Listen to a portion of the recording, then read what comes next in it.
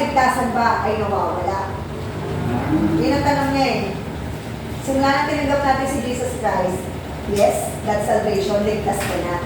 Pero paano mananatiling ligtas ka sa kasalanan? Hindi, ligtas na ako. So may karapatan, simula na tinatawag si Jesus Christ, may karapatan na tayo tawaging anak ng Diyos. Ano mo? Pero halimbawa, nagsinungaling ako, nangupit ako, nag-absent ako sa school, so nagkaroon ako ng kasalanan. So hindi na ba ako ligtas?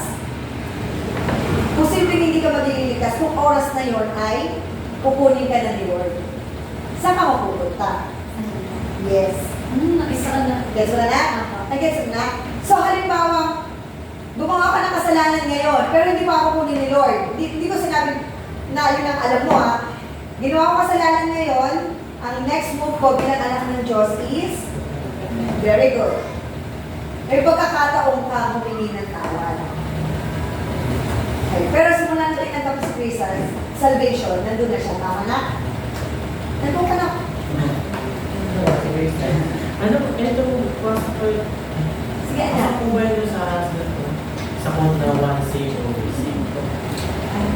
One save, always save. Ako ligtas ka na ngayon, ligtas ka na talaga. Dapat kahit gumawa ako ng kasalanan. Yun na yun. Kung ang perception natin is ganyan, lahat ng tao, tinanggap ko si Jesus Christ, balik na ako sa pinanggalingan kong pagnanakaw, makikikabit. Yun ang perception. Pero simula na, kaya nga di ba, meron tayong pag-aaral na tayo para malaman natin kung ano ba talaga ang meaning ng salvation. At yun yung sinabi ko yung church. Tama ba ako sa'yo na? Yun ang meaning ng salvation. Kaya, pag ikaw hindi ka Kristiyano at nabasa mo yun, tanggapin ko na si Jesus, saved na pala ako, that's it. Pero pag naintindihan natin kung ano ba talaga ang true meaning of salvation, doon mo ma-realize na itong verse na to, itong slogan na to is true. Gets mo na? Depende sa taong, kasi kung hindi ako Kristiyano, sabi kasi sa verse na yan, once saved, always saved, so babalik na ako siya. Ano po? Sige, next. Ano po? Example po, may isang, ako na, natutubo ko.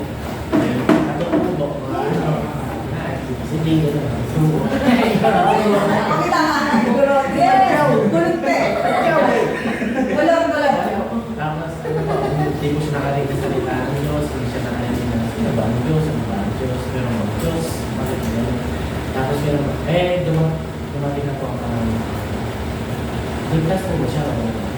Honestly, di ba ang mission natin is to spread.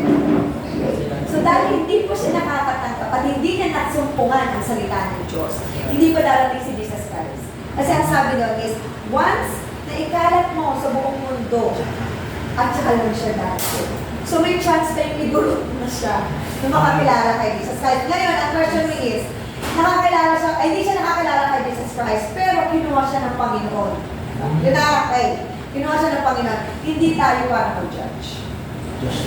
Kasi si Lord pa rin ang merong karapatang mag-judge. Pero dahil alam natin na hindi siya possible na hindi siya makapunta sa heaven, gano'n.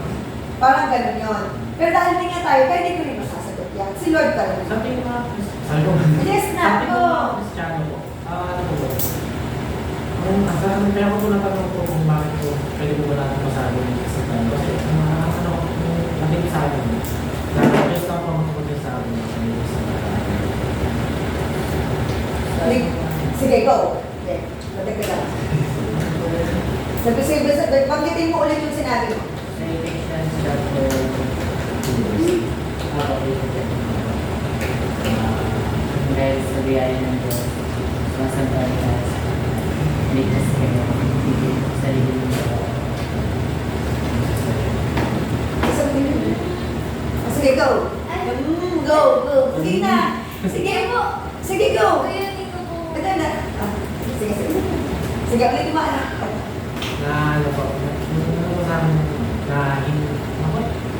hindi po, sabi lang po, sabi pagkakain din na Diyos lang po yung mga pagkasabi ng ako po yung napagating po ng tao.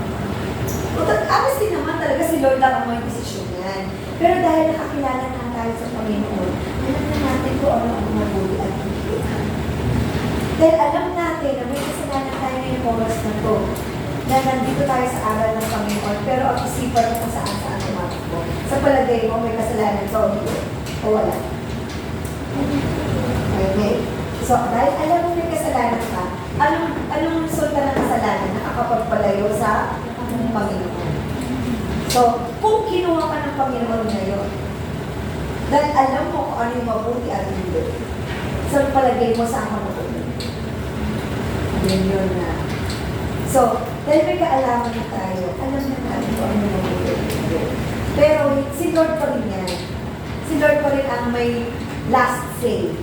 Para hindi na tayo. Yes. Kaya ang dapat ang natin gawin, ano sabi ni Kuya Josh? Mamuhay na katulad ng Diyos. To be like Father, to obey Him. Kaya kahit sinasabi ko lang to tapos hindi ko pinamumuhay at hindi ako sumusunod, isa akong angal. Yes. Yes. Parang naisip lang ko. Sa blackboard ko, nakasulat ko yung mga pangalan mo. Tapos naisip mo, like yun nakasulat sa notes. So pag nag-ingay ka, parang salvation din ko.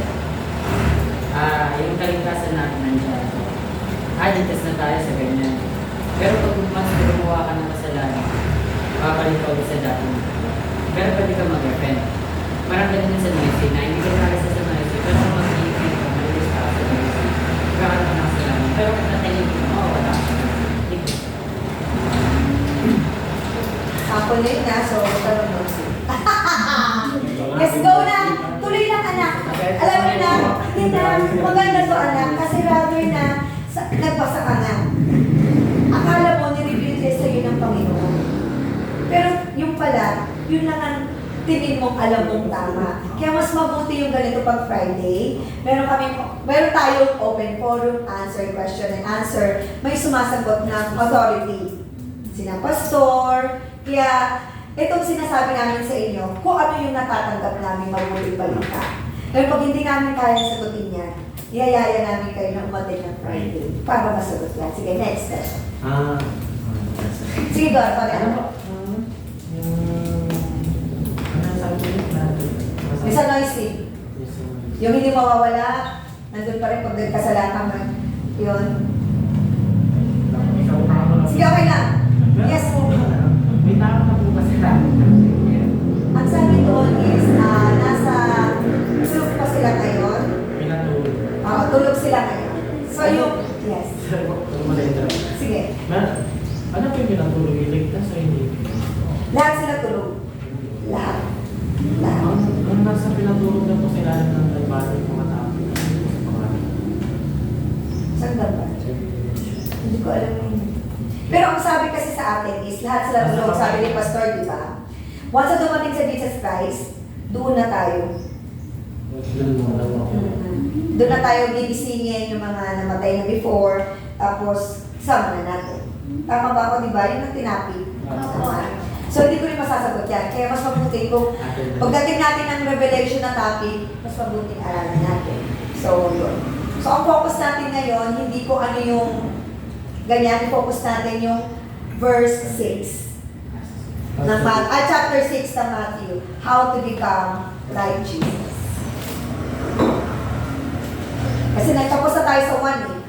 We know, we accepted, and we are the sons and daughters of God.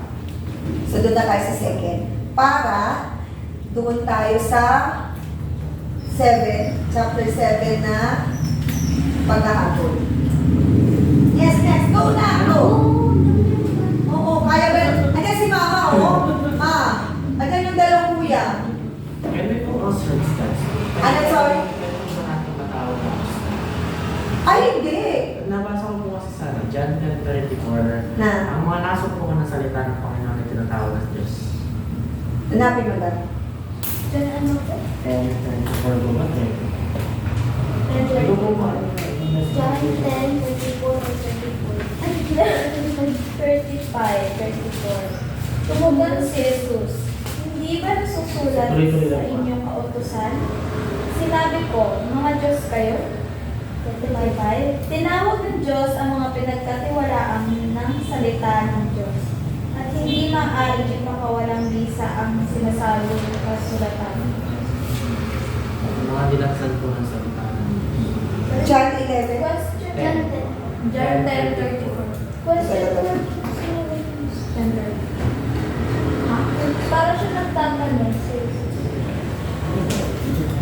Mga Diyos kayo. Ganon. Question mark po Question mark siya eh. Tanong po siya. So parang Yun. Hindi ko masagot yan kasi kailangan natin basahin yung buong verse mula verse 22. Baka sa verse 22 pa natin kasi ito, sumapit ang pagdiriwang ng pista ng pagtatalaga ng templo sa Jerusalem. Yun ang sisimula mong basahin para ano. Maintindihan po. Opo. Kaya huwag tayong magbase porket ganon. Diyos na pala ako kasi tumagal ko kay Kristo. Basahin mo yung buo kasi kailangan natin intindihin. Kasi yun nga, doon tayo dinideceive ng Diablo. Dati naman pwede na ako ating Diyos. Yes, bossy ako. Ako yung tama. Question mark daw sabi niya. Kaya mas pag ganyan, pag medyo malalim na, mas mabuti doon tayo sa original word. Like Hebrew word. Kasi meron siyang ibang meaning.